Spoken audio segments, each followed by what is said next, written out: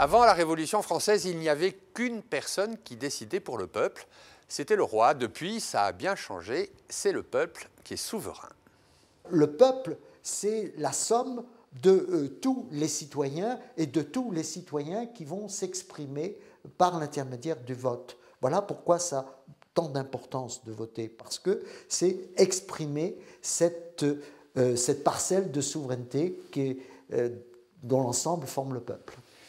Alors pour faire simple, en 1791, tous les hommes qui ont plus de 30 ans et qui payent l'impôt ont le droit de vote. 10 ans après, en 1799, tous les hommes âgés de plus de 21 ans peuvent voter.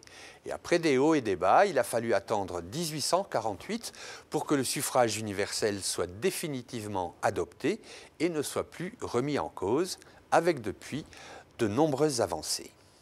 Il faut attendre 1945, les élections municipales de 1945, pour que les femmes aient le droit de vote, et enfin 1974 pour que les jeunes, pour que la majorité des jeunes majeurs, maintenant à 18 ans, aient aussi le droit de voter. En France, contrairement à d'autres pays, le vote n'est pas obligatoire.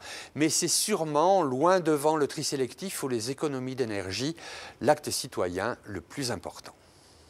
Voter, c'est au fond le premier acte de participation à la vie de la cité.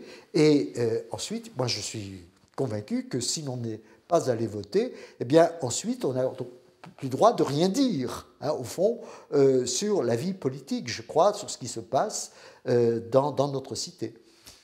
Vous avez eu 18 ans dans l'année, il vous reste quelques jours jusqu'au 31 décembre pour vous inscrire sur les listes électorales, ce qui vous donnera la liberté de voter ou pas.